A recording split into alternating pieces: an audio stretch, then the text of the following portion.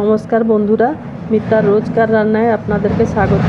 আজকে শাকের রেসিপি একটা নিয়ে আসছি। আপনারা খেয়েছেন কি না আমি জানি না, তবু একবার যদি পেলে এই শাককে খেয়ে দেখবেন। এটা হচ্ছে সজনে শাক। এই সজনে শাকটা ব্লাড প্রেশারের জন্য অনেকটা ভালো ওষুধের মতন কাজ করে। আর এতে বিশেষ কিছু লাগে না, একটু বাছাবাছি করতে একটু সমস্যা হয়, কিন্তু খুব শরীরের জন্য উপকারীও এই শাক। এটাকে ভালো করে আমি বাছাবাছি করে জলেতে ধুয়ে এটাকে ছেঁকে রেখেছি। আর চলুন আমি দেখাবো কি করে করছি।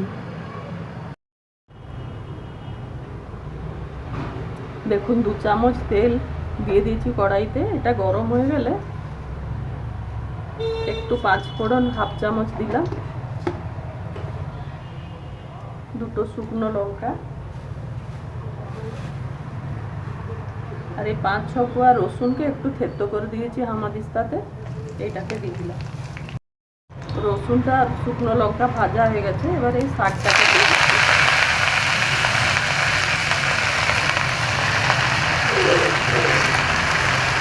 গ্যাসটা সিমে রেখেছি।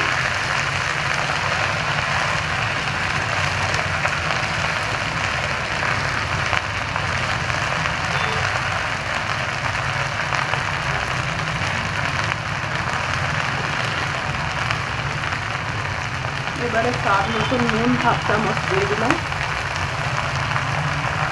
দিয়ে তাকে একটু ঢাকিয়ে দেবো, তারপর দেখাচ্ছি। আমার সজনে শাক ভাজা হয়ে গেল। একবার আপনারাও এই শাকটা যদি কোথাও আপনারা পান, তো এটাকে একবার ভেজে খেয়ে দেখবেন, অনেক ভালো লাগবে। শুকনো ভাতের সঙ্গে অনেকই ভালো লাগে।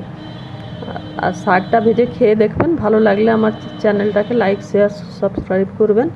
ধন্যবাদ।